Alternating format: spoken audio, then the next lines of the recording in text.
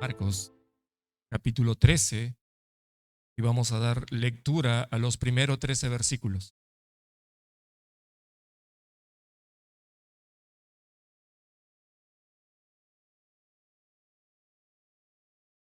Me lo va encontrando, vamos a ponernos de pie para dar lectura a la palabra de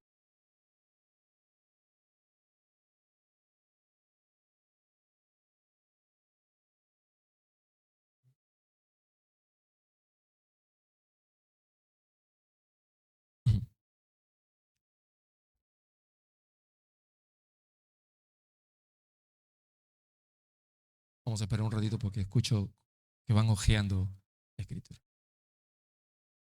Marcos 13, los primeros 13 versículos dice así.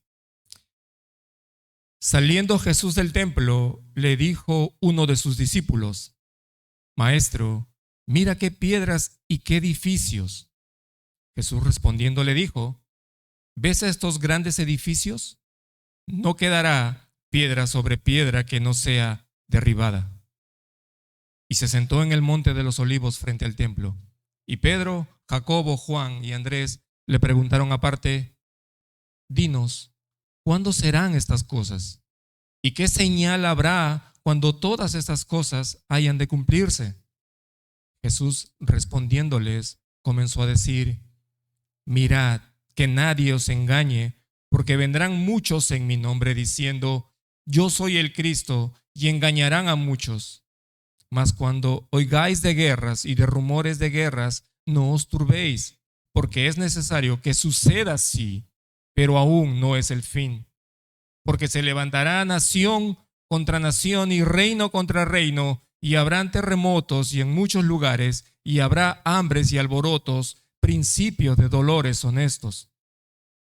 Pero mirad por vosotros mismos, porque os entregarán a los concilios y en las sinagogas os azotarán y delante de gobernadores y de reyes os llevarán por causa de mí para testimonio a ellos. Y es necesario que el evangelio sea predicado antes a todas las naciones. Pero cuando os trajeren para entregaros, no os preocupéis por lo que habéis de decir, ni lo penséis, sino lo que os fuere dado en aquella hora. Eso hablad, porque no sois vosotros los que habláis, sino el Espíritu Santo. Y el hermano entregará a la muerte al hermano y el padre al hijo, y se levantarán los hijos contra los padres y los matarán. Y seréis aborrecidos de todo por causa de mi nombre, mas el que persevere hasta el fin, este será salvo. Vamos a tomar asiento, mis hermanos.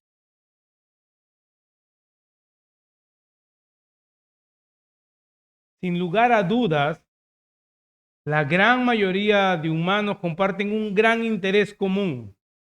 Y ese gran interés común, no importa el trasfondo, ya sea religioso o no, casi todos, si no son todos, desean saber cuándo será el fin del mundo, cuándo llegará todo a un fin. Este interés a menudo es una mezcla de temor con una mezcla de fascinación. Nos ha llevado a explorar preguntas profundas sobre el propósito de la vida y lo que podría venir después. La curiosidad por el fin de los tiempos es algo universal y no lo podemos negar.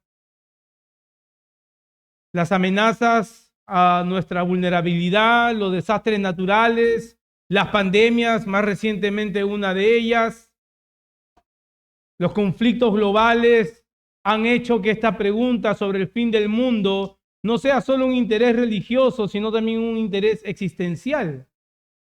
Basta con ver cuántas películas de Hollywood salen cada año hablando del fin del mundo y los desastres que este va a traer. También encontramos predicciones muy antiguas y este tema despierta en muchos esa mezcla de curiosidad, a muchos el temor y a otros la fascinación. Pero más allá de lo cultural, el interés por el fin de los tiempos también refleja algo más profundo. Refleja una búsqueda de propósito, un anhelo de saber qué hay después y un reconocimiento de nuestra limitación. Y muchos están aterrados, estamos aterrados ante las noticias aterrados ante las guerras y las pandemias y cuantas cosas vemos que pasa alrededor de nosotros. Ahora, esta porción de la Escritura en la cual Jesús responde unas preguntas de sus discípulos tiene como objetivo no en sí dar detalles o asuntos detallados, sino que habla de aspectos a lo macro, ni tampoco fechas exactas sobre el fin de los tiempos, pero sí darnos una imagen de cómo progresivamente estos eventos sucederán y han venido sucediendo desde la ascensión de Cristo. Pero más allá de eso, creo que la intención principal de Jesús es instruir a sus discípulos y por ende, por extensión, a la iglesia, de cuál debe ser nuestra respuesta cuando viéramos estos sucesos a nuestro alrededor. ¿Qué haremos? ¿Caeremos en pánico? ¿Caeremos en desesperación? Yo me acuerdo que en el momento de la pandemia, la iglesia casi se divide. Un poquito más y había que poner aquí lo de máscara y aquí lo de sin máscara. Si no tiene máscara no puedes entrar. Si no estás vacunado ni me saludes. ¿Cómo vamos a responder a estos sucesos? ¿Con incertidumbre? De ninguna manera. Todo lo contrario. Lo que el pasaje nos muestra es que el creyente debe de perseverar hasta el fin, como nos dice el final del versículo 13. De ahí el título del sermón de hoy, perseverando hasta el final. Podríamos decir que la idea central del pasaje, lo que quiero que ustedes se lleven hoy de aquí, lo que estaremos estudiando hoy es lo siguiente. El final de los tiempos va a afectar todo lo que conocemos. Afectará a instituciones religiosas, afectará a la sociedad, traerá caos en la creación, afectará también a los creyentes, pero aún con todo eso hay una esperanza en la promesa que son solo dolores de parto. Esta promesa debe ayudarnos a responder a estos eventos como Jesús instruye a sus discípulos. No debemos caer en desespero, ni en incertidumbre, ni en pánico por aquellas cosas que vemos. ¿Está tu corazón preparado para estas cosas? Al oír o al ver las noticias de los rumores de guerra, malas noticias tras malas noticias, ¿cómo respondes ante eso? ¿Te afliges? ¿Pones tu esperanza en el hombre? Quizás tienes el sueño de la paz mundial, lo cual, si vemos el pasaje, nada de eso se nos ofrece. He conocido a personas que viven en un fatalismo intenso también. Ellos llegan a pensar, bueno, si todo va a ser destruido, ya que nada vale la pena, ¿para qué continuar? ¿Para qué ni siquiera hacer familia? Si este mundo va de mal en peor. Vamos a ver que ante los sucesos que Jesús narra, Él nos instruye a hacer 4 cosas. Debemos tomar 4 actitudes. Del versículo 1 al 2 vamos a ver que no debemos dejar de impresionar, no dejarnos impresionar. No dejarnos impresionar. Versículo del 3 al 6, no dejarnos extraviar. Del 7 al 8, no dejarnos atemorizar. Y del 9 al 13, no dejarnos distraer. Así que antes que todos se distraigan aquí, les voy a pedir que me acompañen en oración, que roguemos juntos al Señor que nos asista para tener el entendimiento claro de su palabra y que por medio del Espíritu Santo la podamos aplicar para nuestras vidas. Buen Dios, tu palabra va a ser expuesta. Señor, y dependemos de ti en todo lo que vamos a hacer. Dependemos de cuánta gracia tú tienes para nosotros, tu iglesia, no solo el que habla, sino también aquel que escucha. Señor, para que tu palabra sea aplicada a nuestros corazones. Habla por medio de tu palabra, Señor. Ese es el diseño, el plan que tú has dejado para tu iglesia hasta que tú regreses por ella. Que por medio de tu palabra, Señor, seamos edificados, seamos exhortados, seamos consolados, Señor. Ayúdanos. Dependemos exclusivamente de ti y en tus manos nos abandonamos. En Cristo Jesús. Amén. Como hemos puesto una pausa el domingo pasado a la serie consecutiva de la exposición del Evangelio de Marcos, creo que es necesario que retomemos un poco el contexto de la narrativa de Marcos. ¿Qué es lo que está sucediendo? Ya para este día es martes. Los sucesos hasta ahora han transcurrido así. El domingo Jesús tuvo su entrada triunfal. Jesús entra a Jerusalén. El lunes Jesús llega al templo y no solo lo purifica, lo condena por todo lo que el templo está haciendo. Ha declarado juicio sobre el templo. Expulsa a los mercaderes, expulsa a todos los que están ahí llamándolos cueva de ladrones. Para hoy martes, él ha comenzado a enseñar y a debatir dentro del templo con los líderes religiosos. Ha condenado la hipocresía de ellos. Líderes que lo único que buscaban es aprovecharse del pueblo y lo único que querían era el reconocimiento público de ellos. Y como hemos visto, estos no tienen escrúpulos.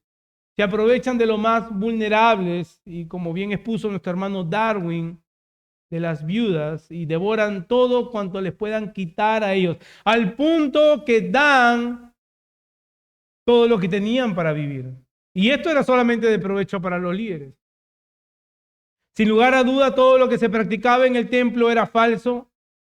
Todo había sido manipulado para provecho de algunos y ha dejado atrás el propósito por el cual se construyó, que sea casa de oración para las naciones. Ese propósito, esa realidad está muy lejos de este templo. Ahora vamos al versículo 1 del capítulo 13. Dice que saliendo Jesús del templo, Jesús sale del templo. Y quizás lo podemos ver como simplemente eso, que Jesús salió del templo. Pero estoy convencido que esto nos da luz a algo más.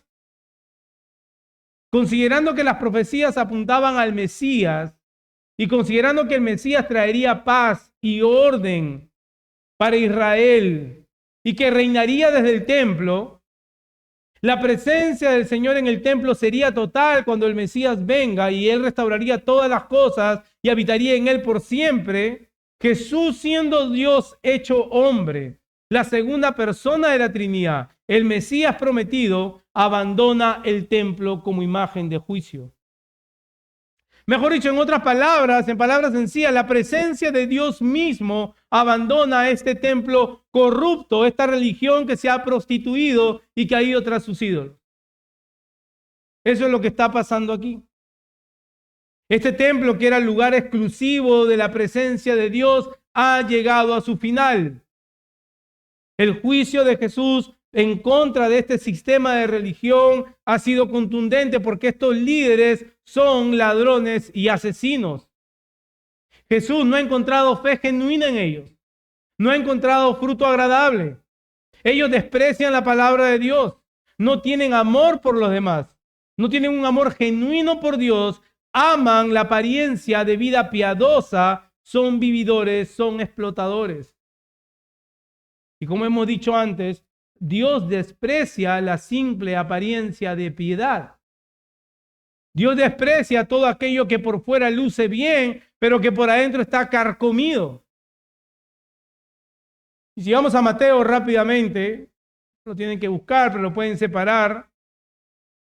Veremos las últimas palabras de Jesús antes de salir del templo. Vemos en Mateo 23, entre los versículos del 13 al 36, 5 ayes, 5 advertencias o lamentaciones de Jesús por la hipocresía de los religiosos. No lo vamos a leer ahora, pero lo pueden leer en su casa para que vean la severidad con la cual Jesús juzga a estos líderes. Él los condena. Y al terminar con ese juicio, se lamenta sobre Jerusalén y dice: Jerusalén, Jerusalén, la que mata a los profetas y apedrea a los que son enviados a ella. ¿Cuántas veces quise juntar a tus hijos como la gallina junta sus pollitos debajo de sus alas y no quisiste? He aquí, y ahí está, he aquí vuestra casa se os deja desierta.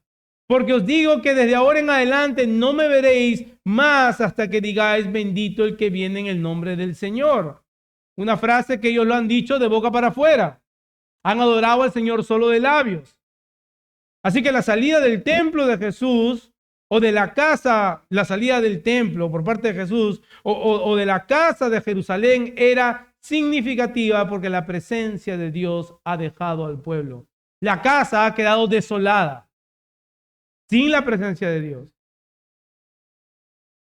ya que el pueblo lo ha rechazado. Es la imagen de Jesús saliendo del templo. Representa algo más que un simple gesto de descontento. Es una señal de juicio. Y ahora lo que sucede a continuación es bastante interesante porque uno de sus discípulos, tengan en mente, ellos han escuchado toda esta palabra de Jesús, ellos han visto la actitud de Jesús saliendo del templo. Uno de sus discípulos le dice, maestro, mira qué piedras y qué edificios. Quizás la intención del discípulo, que no se nos dice quién es, podría ser Pedro, quizás que era el que más rápido era en hablar, pero no se nos dice, era de alguna manera llevar a Jesús a impresionarlo por la gran apariencia externa del templo. Este templo que, como hemos dicho, ha sido renovado por Herodes por 40 años y sigue siendo renovado. Y va a ser renovado hasta pocos años antes de su destrucción. Es casi el doble de tamaño del templo que fue reconstruido por Esdras y Zorobabel. Está lleno de oro al punto que dicen algunos historiadores que cuando el sol salía, el reflejo de la luz solar que emitía el templo por la cantidad de oro en las columnas prácticamente cegaba a quienes lo miraban de frente. Y qué gran imagen de aquello que es simplemente apariencia, ¿no? De ahí el dicho, no todo lo que brilla es oro. Bueno, en este caso sí era oro, pero solamente era un aspecto externo. Lucas nos dice que este templo estaba adornado con hermosas piedras y ofrendas votivas. Estas ofrendas votivas eran simplemente objetos que las personas donaban como expresión de gratitud, de adoración, de voto, esperando un cumplimiento por parte de Dios. Al parecer, este templo estaba repleto de ese tipo de ofrendas, que en sí podríamos decir no eran pecaminosas, podrían ser vistas como una respuesta de adoración, pero también pudieron haber sido usadas en un sentido supersticioso o místico. Mientras más grande era la ofrenda, mientras más grande era aquel objeto que se regalaba, mientras más estaba ante la exposición de la gente, quizás mayor sería la bendición. Tal pareciera que era la corriente de pensamiento de las personas y no podemos dudar ante un sistema de religión que está completamente corrupto. Pero lo más sorprendente es que nos suena familiar, ¿verdad? Suena familiar. Gente que esperando algo a cambio por parte de Dios dan hasta los títulos de su carro y sus relojes y cuántas cosas. Así que esto por más de 2000 años la iglesia sigue enfrentando lo mismo. Así que la intención de este discípulo podríamos decir que era llevar a Jesús a contemplar la grandeza y la hermosura de este templo. Era como decir, mira, no todo es tan malo como tú piensas. No hay necesidad, Jesús, de que seas tan radical. Sería mejor, Jesús, que reconsidere. Mira el templo. O sea, ya está bien, esta gente está media mala, pero no todo está tan mal. Reconsidera tu posición. No hay que ser tan radical, ¿no? Como muchas veces hemos escuchado, que a veces se nos dice cuando insistimos en la doctrina. Pero este templo es una clara representación de lo que busca una religión humana. Y hay que hacer la distinción, hermanos, porque muchas veces la iglesia evangélica ha caído en el error de decir, no ofrecemos una religión, sino una relación. No, hermanos, nosotros ofrecemos una religión verdadera. Santiago habla de la religión pura y verdadera. Así que la palabra religión aquí no es el problema. El problema es cómo el hombre ha manipulado un sistema de religión como medio para alcanzar la salvación. Ese es el problema, no la palabra religión. Nosotros creemos en dogmas, además basta con ver la gran comisión, la orden de Jesús, enséñeles a que guarden todo lo que yo les he enseñado. Esa es religión, hermano, son dogmas, es doctrina. Así que no se asusten por la palabra religión. El problema está en ofrecer a alguien que siguiendo estas normas religiosas, entonces vas a ser salvo. Ese es el problema y ese es el caso con esta religión. Es una religión humana que simplemente se enfoca en lo exterior, que puede brillar tanto que ciega a las personas y no les permite ver la realidad de lo que sucede adentro. Y no solo un templo, hombres y mujeres que por afuera lucen muy bien y su vida personal son un desastre. Jesús no se va a dejar sorprender y en su actitud, en la respuesta que él va a dar, vamos a ver la aplicación a nuestro primer punto, a nuestro primer encabezado, que no debemos dejarnos impresionar. No debemos mirar simplemente lo externo. Miren lo que dice Jesús en el versículo 2. Jesús respondiendo les dijo, ¿ves estos grandes edificios? No quedarán piedra sobre piedra que no sea derribada. La respuesta de Jesús es contundente. Todo esto que ustedes ven, todo esto que ha sido profanado por el hombre, todo esto que lo único que ofrece es la exaltación del hombre, no quedará nada, será completamente destruido. Y así iba a ser. Esta palabra de Jesús tendría su cumplimiento unos años más adelante, en el año 70 del primer siglo, cuando el templo fue destruido. Lo único que quedó de ese templo fue una sola pared, lo que se conoce hoy como el Muro de Lamentos.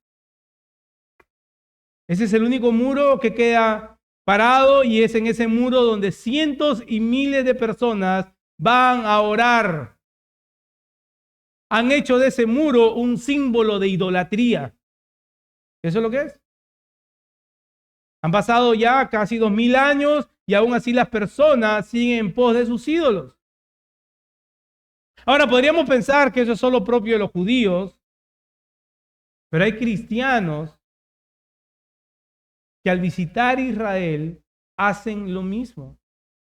Ven en la cultura judía algo más profundo que lo que el Evangelio ofrece.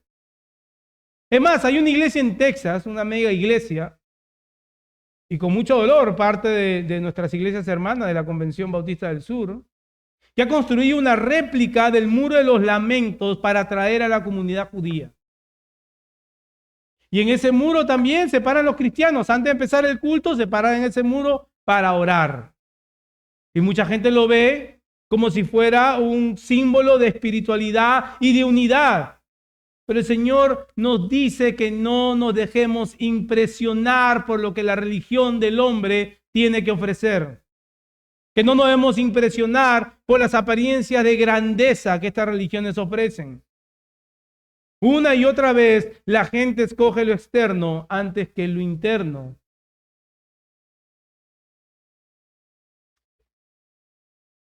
Conozco, y estoy seguro que usted conoce también personas así, si no es que usted mismo ha sido en algún momento de este pensar, yo lo fui.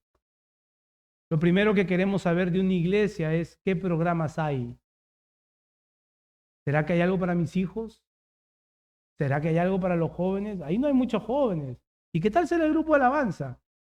¿Cuántos músicos tienen? ¡Wow! ¿Cómo suenan? Muy rara vez el interés es qué doctrina enseña la iglesia. Estamos sumamente distraídos con la apariencia de las cosas que realmente con lo interior. Queremos ver una serie de programas, queremos que se respire buen ambiente.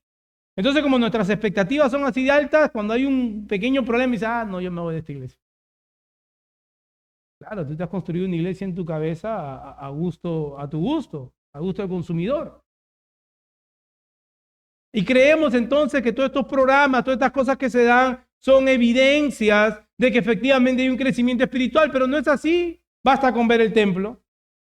Basta con ver la grandeza de este templo y vemos qué tan podrido estaba. Y ahora, escuchen bien, es relevante también para los discípulos que están ahí que no se dejen impresionar por la belleza externa del templo. ¿Por qué?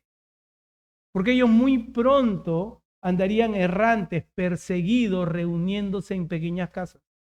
Así que la mente de los discípulos debe ser trasladada desde esa mente judía, pensando que Dios está en ese templo, a la realidad del evangelio, que Dios habita en medio de su iglesia cuando ella está reunida. Y esto es lo que la iglesia que nacía debía de tener en cuenta, porque ellos no iban a tener un hermoso templo. Todos estos arreglos externos para el pueblo judío representaba la grandeza de su religión. La iglesia no se iba a reunir en templos grandes. Es Dios en medio de su pueblo. Y no solo eso, sino que Dios ha venido a ser morada.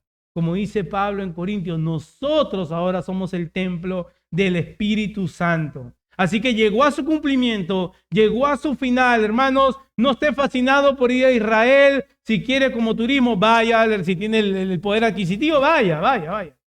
Pero no piense por ningún momento que ahí hay algo mayor que lo que se da en la iglesia. En la iglesia habita la presencia del Señor. Así que la advertencia de Jesús, que no se dejen impresionar, es relevante también para nosotros. Ahora que se levantan mega iglesias cada momento, con una serie de atractivos, ¿cuál circo? ¿Cuál circo? Yo hablaba hace un tiempo con una persona maduro en la fe, y habían salido de una iglesia y estaban buscando iglesia, y fueron una de estas iglesias que prácticamente es concierto todo el domingo. Es concierto, no prácticamente, es concierto. Luces, 1 hora y media de música, sube el pastor con tenis, ¿no? Porque ahora a la gente le gusta a los pastores así con tenis, ¿no? Tiene como 70 años y se pone tenis y jean. Y le digo, y bueno, ¿qué haces ahí? Y me dice, no, es que a mis hijos les gusta. Es un buen ambiente. Nos dejamos impresionar, hermano. Y dice que saliendo del templo, el versículo 3, ahora Jesús se sienta en el monte de los olivos, ¿no? Un monte que más o menos está a 200 pies de altura, y desde ahí se podía observar todo el complejo del templo. Ahora su círculo más cercano, Pedro, Jacobo, Juan, y esta vez incluye a Andrés, le hacen 2 preguntas. Y estas 2 preguntas tienen que ver con eventos que van a acontecer inmediatamente, pero también con eventos futuros. Miren el versículo 4 conmigo. Dinos, ¿cuándo serán estas cosas y qué señal habrá cuando todas estas cosas hayan de cumplirse? ¿Cuándo será la destrucción del templo? Prácticamente la pregunta que quieren que Jesús le responda a los discípulos. ¿Y qué señales habrán? Ahora, si vamos al Evangelio de Mateo, él expande un poco más la pregunta y dice que los discípulos preguntaron, ¿cuál será la señal que marcará tu regreso y el fin del mundo? Así que la pregunta es compleja, tiene un desarrollo progresivo, porque hermano, nosotros vemos 2000 años después y seguimos en estos eventos. De aquí en adelante lo que va a hacer Jesús es dar a conocer acontecimientos que se tienen que llevar a cabo antes de la consumación de todo. Y juntamente con eso, Jesús le va a dar la segunda exhortación. No debemos dejarnos extraviar. Dice versículo 5, Jesús respondiendo comenzó a decirle, mirad que nadie os engañe. Antes de Jesús entrar en ningún tipo de narrativa de las circunstancias que iban a pasar, de lo duro que iba a ser, del caos que esto iba a traer, él primero les advierte como énfasis, no se dejen engañar. La preocupación de Jesús no está en los detalles o en los eventos que van a acompañar el fin de este siglo y de su retorno. Más bien, la preocupación de nuestro Señor es la fe de aquellos que le siguen. Él conoce nuestra debilidad, Él conoce lo frágiles que somos y por eso esta advertencia debemos tomarla muy en serio. Dice que nadie os engañe, manténganse prevenidos, no seamos ingenuos, no seamos descuidados en lo que quiere decir Jesús.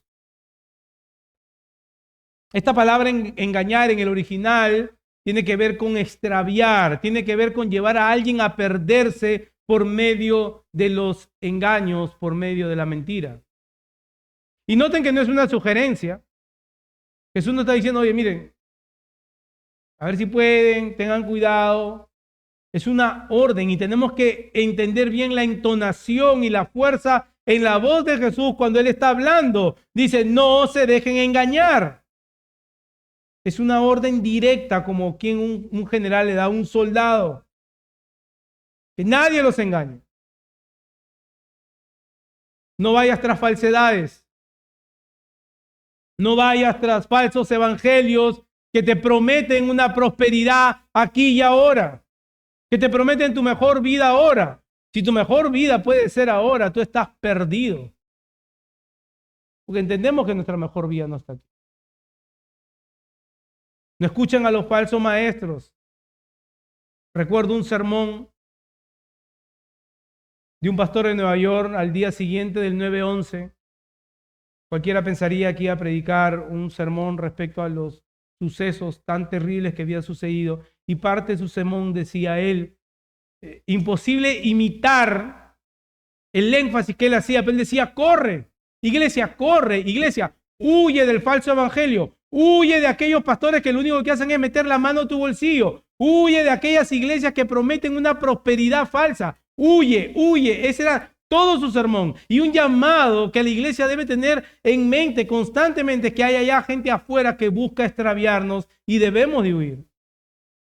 Aquí la razón por cual el Señor advierte eso, dice, porque vendrán muchos en mi nombre diciendo, yo soy el Cristo, y engañarán a muchos. Muchos falsos dice que vendrán en nombre de Jesús. Muchos se disfrazarán para poder infiltrarse en la iglesia del Señor. Así que no solamente las señales del fin de este siglo incluyen la destrucción del templo de Jerusalén, como lo hemos visto, tuvo su cumplimiento años después, pero también eventos que acompañan el fin de los siglos, es que la iglesia sería tentada a ser extraviada. Y como dicen en inglés, sería un inside job, es desde adentro. Hay muchos que se van a levantar dentro de la iglesia bajo el nombre de Jesús, queriendo inventar, queriendo ser entrepreneurs, como dicen en inglés, que han descubierto algo que la iglesia no lo ha descubierto por más de 2000 años y la gente va atrás de estas personas. Muchos dirán, yo soy el Cristo. Y por ahí hace unos años salió alguien en Puerto Rico diciendo que él era el Cristo, ¿verdad? Y murió. Efectivamente, no era el Cristo, es evidente. Quizás no sea algo que escuchamos con mucha frecuencia, aunque en el primer siglo sí hubo alguien que reclamó ser Mesías auténtico, verídico, pero también murió. El punto de Jesús es que vendrían falsos maestros y que esto llevarían a la adoración de un falso Cristo, a un falso Cristo. Basta con que le preguntes a alguien por qué eres salvo. ¿Por qué eres salvo? Y la gente muchas veces tiene una confusión en su mente de asunto acerca de la salvación. O una profeta me dijo que el Señor me haría entender cosas que oídos no escuchó ni ojos vio. Y por eso soy salvo. Y yo no estoy mintiendo. Fue un testimonio real. Mucha gente sigue un Cristo que es simplemente su buddy, ¿no? Su amigo, su ayuda. O es un accesorio. Cuando me siento mal voy a Jesús. Son falsos Cristos.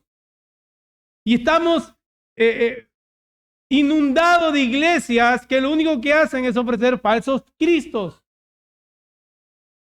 Ofrecen paz, ofrecen bienestar económico, ofrecen toda una serie de cosas que van en contra de lo que Cristo ha dicho. Pero quizá lo más desgarrador es que Jesús está diciendo que muchos efectivamente sí serían engañados. Así que la labor de la iglesia, hermano, es permanecer pura, no solamente en doctrina, en comportamiento y reconocer que somos columna y baluarte de la verdad. Pero hay un problema, lo repetimos, pero ¿columna de qué verdad? Si no conozco la verdad, ¿cómo puedo sostener la verdad? Así que es necesario que la iglesia, para que no sean engañados, porque Jesús dice, muchos van a ser engañados, basta con ver prácticas religiosas. Lo he mencionado antes y con toda libertad lo puedo decir, en Perú está la procesión y miles y miles y millones de personas son engañados. Basta con ir a a las Filipinas, que también tiene la procesión más grande del mundo. Miles y miles de personas engañadas. Y cada religión, muchos se van a dejar seducir por las ofertas de un falso evangelio, por la representación de un Cristo que no es el Cristo de las Escrituras. Pablo le hace una advertencia similar a Timoteo. Creo que todos sabemos el texto que dice que en los últimos tiempos algunos se apartarán de la fe, prestando atención a espíritus engañadores, a doctrinas de demonios. En la segunda carta a Timoteo, Pablo vuelve a escribir la misma advertencia y dice, porque vendrán tiempos cuando las personas no soportarán la sana doctrina. O sea, mejor dicho, se tapan los oídos y dice, no me hable de la sana doctrina. No soportarán la sana doctrina. Sino que teniendo comezón de oír conforme a sus deseos, acumularán para sí maestros y apartarán sus oídos de la verdad. 2000 años y seguimos en la misma lucha. En la misma lucha. Aquellos falsos que lo único que hacen es tratar de que encuentres el campeón que hay en ti. Son cosas realmente, hermano, que debemos repudiar. Que seamos bombardeados, hermanos, con mentiras. Que seamos bombardeados con falsos maestros a diestra y a siniestra, falsos apóstoles, que son falsos apóstoles porque no existen, no hay apóstoles ahora. Nada de eso lo vamos a evitar, porque el Señor mismo ha dicho que eso es lo que va a suceder. Juan también en su epístola dice, era necesario que esto suceda para que se manifieste que no todos son de nosotros. Salieron de nosotros porque no son de nosotros, dice Juan en su primera epístola. Así que es inevitable que se levanten aquellos que quieren extraviar a la iglesia. Pero es tu responsabilidad y es mi responsabilidad como creyente, que ha sido así desde el primer día de los primeros creyentes, saber a dónde disponemos nuestro corazón. Crecer en el conocimiento del Hijo, crecer en la gracia. Es nuestra responsabilidad reconocer a dónde vamos a inclinar nuestros oídos, a quiénes vamos a prestar atención. Y no debemos de ver esto como algo posiblemente va a venir más adelante, porque esto es lo que la iglesia viene enfrentando, como dije, 2000 años. Basta con leer las advertencias de Pablo a la iglesia de Gálatas, a la iglesia de Colosas. Parte de este engaño en donde se han levantado muchos ha sido la iglesia romana. La iglesia romana con su sistema de papado, la cual, como dijeron los reformadores, es el mismo anticristo. Es el mismo anticristo. Pero también en el mundo evangélico, en el día de hoy, basta con ir a YouTube para ver las barbaridades que se hacen en nombre de Jesús. La cantidad de falsos que se han levantado en nombre de Jesús. Muchos de ellos casi comparándose con Cristo mismo, pequeños dioses se hacen llamar. Y extravían a miles y miles de personas cada día. Así que, iglesia, no te dejes extraviar. Pablo le advierte a la iglesia de los Gálatas y le dice, si alguno viniera con un falso evangelio, no es que haya un falso evangelio, pero si alguno viene con un mensaje distinto, ya sea un ángel, ya sea yo mismo, anatema sea, maldito sea, a tal no recibas. Podemos encontrar en la carta de Judas advertencias similares en cada una de las epístolas de Pablo. Pedro en su carta hace lo mismo porque la iglesia siempre ha sido atacada desde adentro. Hubieron quienes se dejaron extraviar, pero el Señor, que es poderoso para guardarnos hasta el día de su retorno, preserva a su iglesia, preserva a lo suyo, guarda a ese remanente que Él ha escogido para que nosotros podamos perseverar en la verdad. Así que no nos dejemos impresionar por lo externo, no nos dejemos extraviar por los falsos maestros, pero también, como vamos a ver en el siguiente versículo, no nos dejemos atemorizar.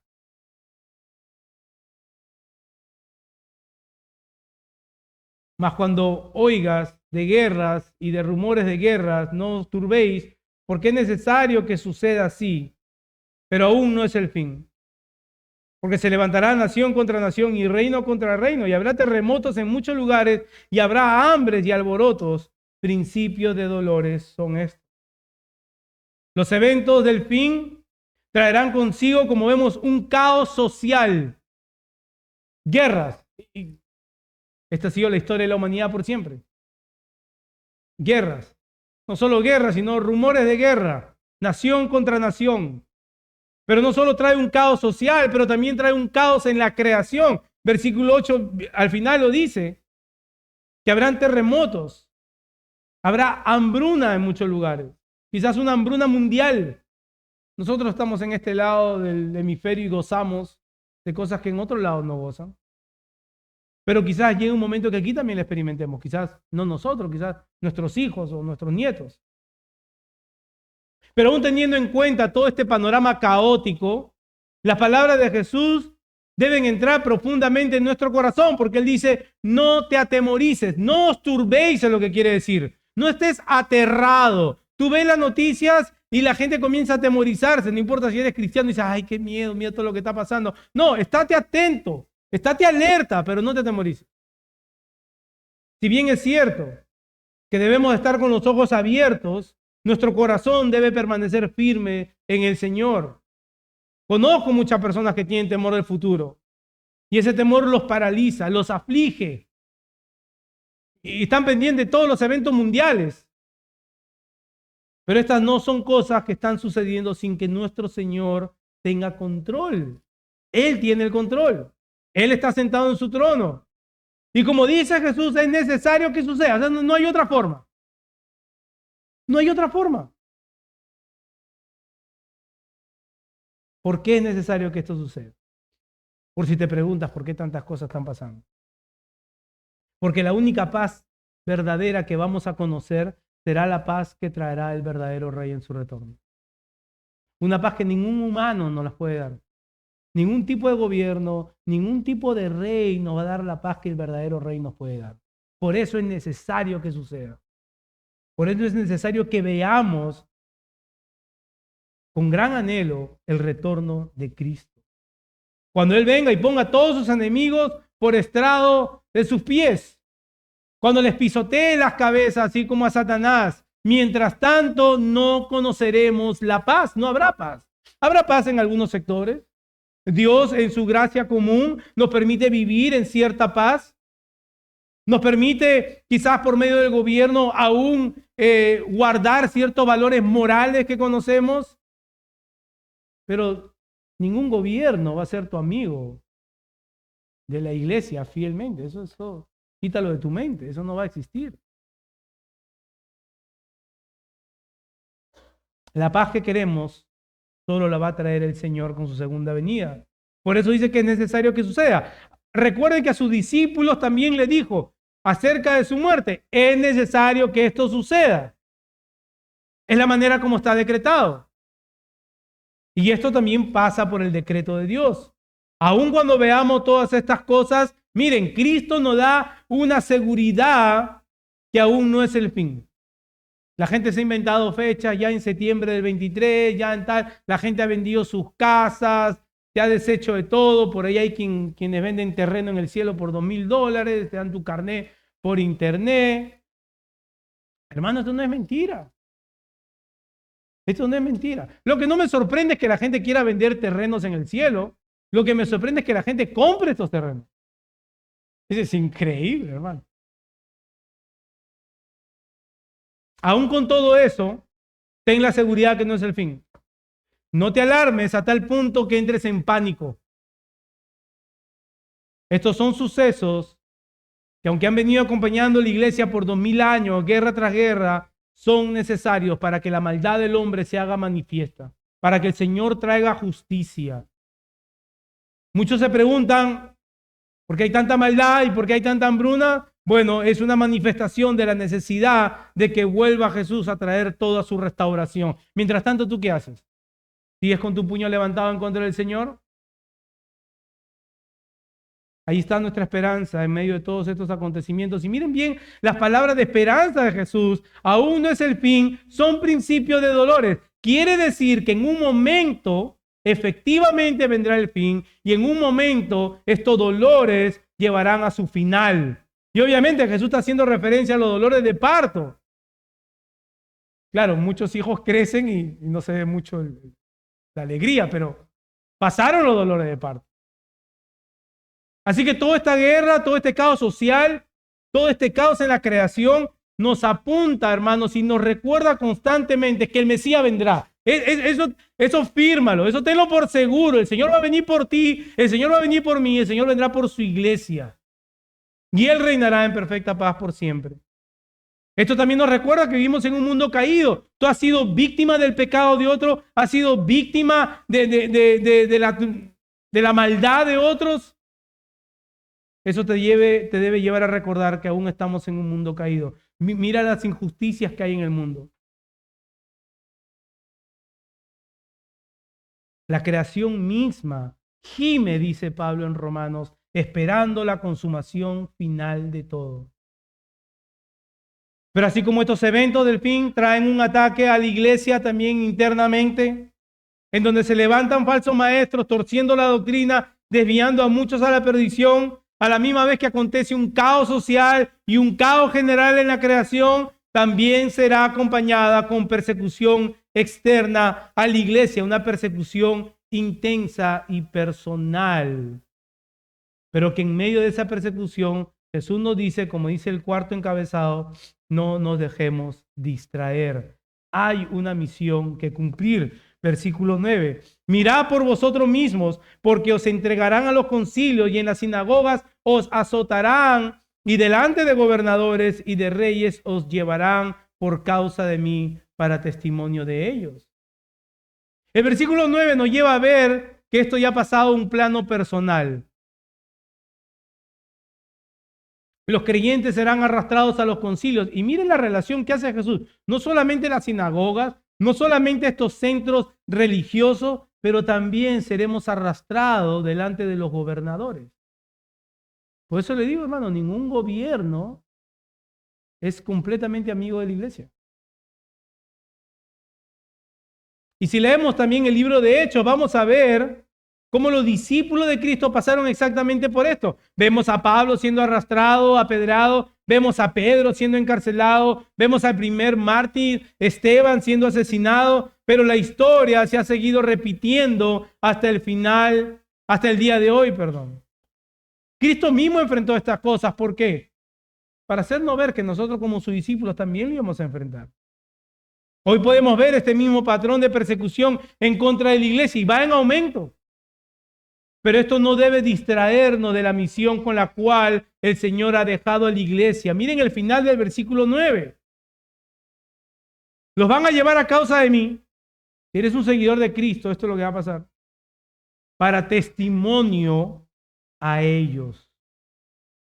El Señor dice que todo esto será por causa de Él, por causa de su nombre, por causa de identificarnos como suyo, pero esto es para testimonio a ellos, para que el Evangelio siga siendo predicado. Posiblemente la única manera que personas en autoridad, reyes, presidentes, gobiernos, escuchen el Evangelio sea por medio de la persecución de la iglesia.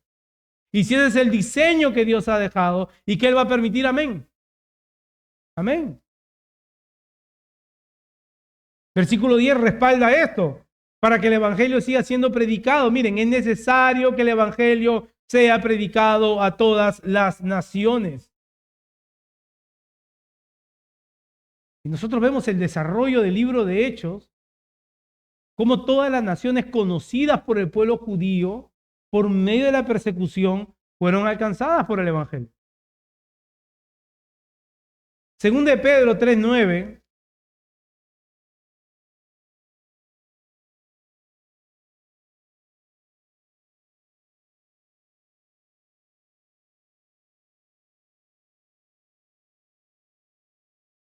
Dice que el Señor no retarda su promesa según algunos la tienen por tardanza. ¿Has escuchado gente que dice, oye, tú sigues esperando a Jesús?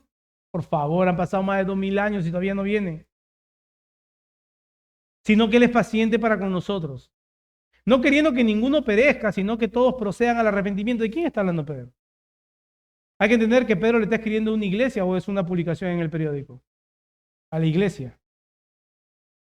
El Evangelio va a ser predicado hasta que la última persona que ha sido ordenada a la salvación escuche el Evangelio y sea salva. Porque el plan de Dios es perfecto y Él no va a perder a ninguno que Él ha ordenado y ha predestinado a la salvación desde antes de la fundación del mundo. Y por medio de la persecución, la iglesia será esparcida y el evangelio será predicado. Aunque estemos enfrente de personas que matan el cuerpo como las autoridades, tendremos que predicar el evangelio. Y esta es una realidad en iglesias hermanas al otro lado del hemisferio. Escuchamos estas noticias constantemente. No sé quién compartió conmigo estadísticas que diariamente mueren 12, 13 cristianos allá en África. Y nadie lo publica, nadie lo sabe. Y es personal, hermano. Porque son nuestros hermanos. Es personal. Nosotros aquí estamos distraídos con cosas tan tontas a veces. Muchos de nosotros nos acobardamos ante situaciones más pequeñas. Te preguntan 2, 3, 4 compañeros de trabajo, oye, ¿tú eres cristiano? ¿Tú eres cristiano? No sé, sí, pues no soy religioso. Sucede.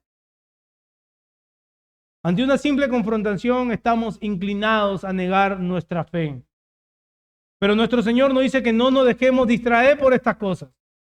No solamente porque hay que cumplir la misión, no solamente porque hay que predicar el evangelio, sino porque no estamos solos. Aquel que Él ha dejado como consejero, el Paracleto, aquel que Él ha dejado como ayudador, es aquel que traerá a nuestra memoria todo lo que Él ha hecho y será Él quien nos sostenga. Miren la esperanza que da Jesús para cobrar valentía. Pero cuando os trajeren, versículo 11, para entregaros, no os preocupéis por lo que habéis de decir, ni lo penséis, sino lo que os fuera dado en aquella hora, eso hablad.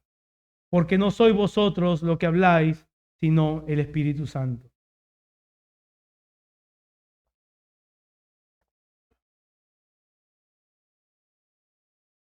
Hay que aclarar.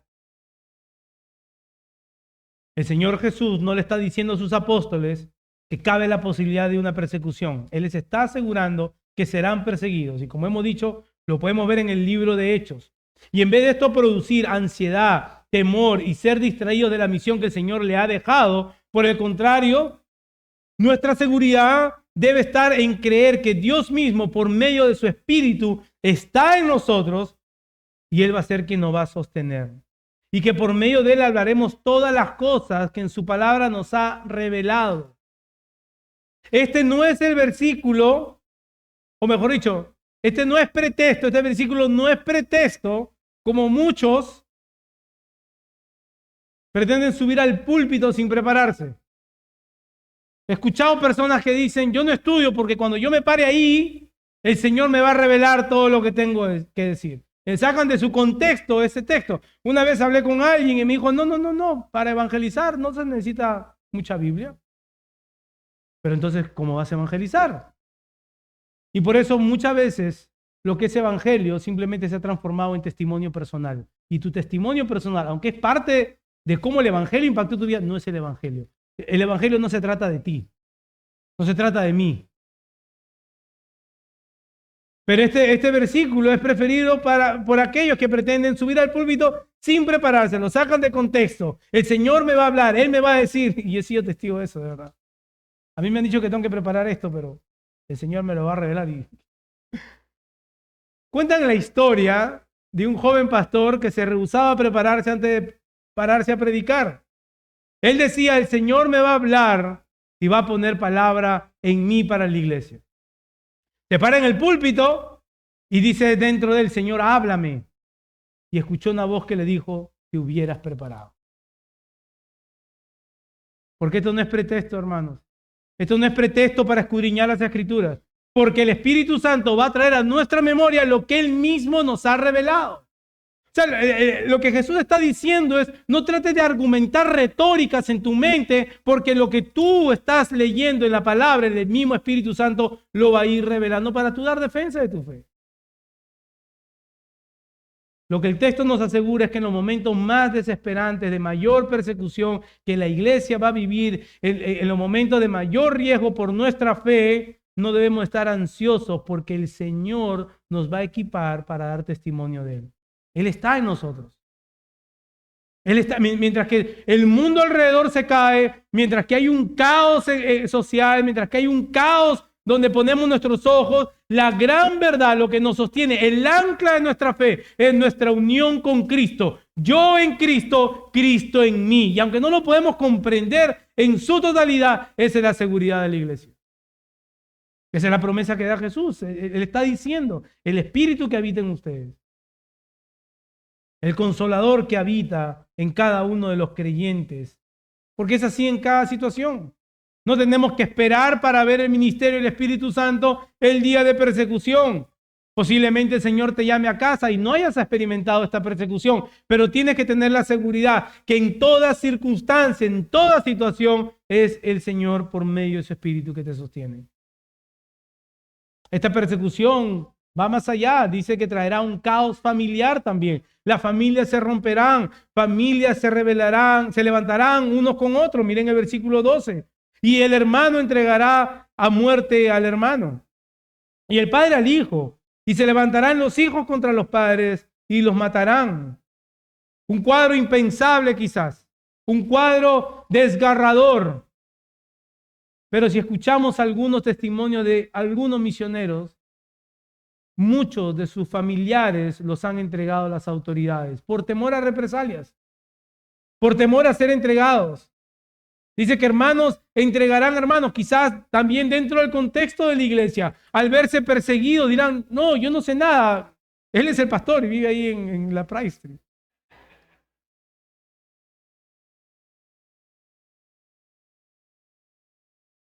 Esto será tan intenso, dice que aún padres con hijos se levantarán los unos con los otros.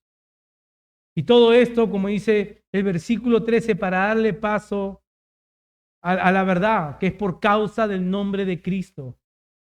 Que desde la ascensión de Cristo la iglesia ha sido perseguida. Pero que esto no se limita al primer siglo o al segundo siglo. Todos estos hechos seguirán acompañando a la iglesia hasta que Cristo vuelva. Por eso que el llamado de Cristo en esta tarde a la iglesia, como hemos visto, es no dejarse impresionar por lo exterior que ofrece la religión del hombre. No dejarse extraviar por aquellos falsos que buscan darnos escuchar lo que queremos, no dejarnos atemorizar a pesar de lo caótico que todo puede ser, no dejarnos distraer de la misión que el Señor ha dejado. Y esto debe darnos la seguridad para nuestras vidas a la luz del fin del versículo 13. El que persevere hasta el final, este será salvo. Jesús no está diciendo de ninguna manera que nuestra salvación se logra progresivamente, por pasito, mientras que pasamos de caos en caos, vamos asegurando nuestra salvación. Eso no es lo que está diciendo Jesús. Lo que Jesús está diciendo es que el Espíritu Santo que acompaña al creyente dará evidencia en una vida que persevere hasta el fin. La seguridad del creyente no reposa en sus fuerzas. La seguridad del creyente no reposa ni en cuanto tú puedes hacer por el reino. Ahí no debe estar tu identidad. La seguridad del creyente reposa en saber que el Señor nos sostiene por medio de su Espíritu, que las arras de nuestra salvación es aquel Espíritu que ha venido a morar en nosotros y que por medio de él nuestra fe es preservada y únicamente por ese obrar de Dios es que podemos perseverar. Que las cosas que hemos visto hoy, iglesia, nos ayuden a poner una mirada en el futuro, que aunque caótico, aunque terrible, una mirada llena de esperanza. No una esperanza que nos aguarda un futuro como a veces queremos de paz global, porque no vendrá, sino la esperanza que el Señor está próximo. El Señor está próximo, iglesia. El Señor está próximo. Que los dolores de este siglo no son nada comparados, como dice Pablo, con la gloria que nos aguarda. Que estamos seguros en Él. Que mientras las personas viven sin esperanza, viven atemorizados, viven aterrorizados por todo lo que sucede alrededor de ellos, nosotros confiadamente podemos saber que son solo dolores de parto, que es necesario que suceda porque nuestro Salvador vendrá por su iglesia. Y que el Espíritu que habita en nosotros nos preserva nuestra fe. Y nosotros, si somos de Él, perseveraremos hasta el final. Y seremos salvos, no de la salvación eterna, eso lo hemos conseguido a través de Cristo en la cruz, pero salvos al fin de todo lo que acontece alrededor, porque Él restaurará todas las cosas. No caigamos tampoco en el fatalismo. No miremos ni el hoy ni el futuro con ojos pesimistas. No vayas a pensar porque ya todo viene así, ya yo no tengo nada que hacer. No, eso no es lo que el Señor quiere para tu vida. Pon tu mirada en Cristo Jesús, el autor y consumador de tu fe. Pon tu esperanza en Él. Vive tu fe. Como dice Pablo en Filipenses, muestra tu fe con temor y con temblor. Lleva esperanza a otros que viven sin esperanza. Y que la esperanza verdadera reposa en una persona. La esperanza tiene un nombre y es Jesús. Posiblemente hayan personas aquí hoy que no conocen al Señor Jesús de manera personal. A la luz de estos hechos, posiblemente pensarás, ¿y para qué voy a ser cristiano? ¿Para todas esas cosas? ¿Para enfrentar persecución? Déjame decirte que posiblemente te podrás liberar de ciertas situaciones externas. Pero quiero llevar tu mente a las últimas palabras del versículo 13. Ser salvo. ¿A qué te suenan esas palabras? ¿Ser salvo de qué? Quizás te preguntas. Y déjame decirte que ni los eventos más terribles que aún aguardan a esta humanidad se van a comparar con la ira reservada de Dios para con aquellos que han rechazado el nombre de su Hijo. Todas estas cosas son momentáneas, pero la ira de Dios estará por la eternidad sobre aquellos que se van de esta vida sin haberse reconciliado con Él por medio del sacrificio único, perfecto de Cristo Jesús. El Padre ha dado a su Hijo, como dice la palabra, ¿verdad? De tal manera amó Dios al mundo que ha dado a su Hijo unigénito para que todos que en aquel crean no se pierdan, mas tenga vida eterna. La pregunta es, ¿creerás en Él hoy? ¿Confesarás a Dios tu pecado y depositarás tu fe en Cristo Jesús? Puede que el día de mañana sea tarde. Ve a Él hoy. Oremos. A la luz, Señor, de estos textos, a la luz de los acontecimientos futuros, a la luz, Señor, de la gran persecución que la iglesia viene enfrentando y que tú no nos das seguridad que esto ha de parar. Esto seguirá, Señor, hasta que nuestro príncipe esté de regreso, hasta que nuestro novio esté de regreso, hasta que seamos desposados, Señor, contigo. A la luz de estos textos, Señor, que nuestra esperanza y nuestra fe no decaiga. Que sigamos cumpliendo, Señor, la obra que tú nos has dejado. Que por un poco más de tiempo, Señor, sufriremos y seremos probados, como dice tu palabra. Y es necesario. Pero el día llegará, Señor, que tú limpiarás toda lágrima. El día llegará, Señor, que seremos reunidos con vestiduras blancas, Señor, y alabaremos tu nombre por la eternidad. Mientras tanto, Señor, sostén a cada uno de mis hermanos, nombre por nombre, familia por familia, Señor, joven por joven, niño por niño. En Cristo Jesús. Amén.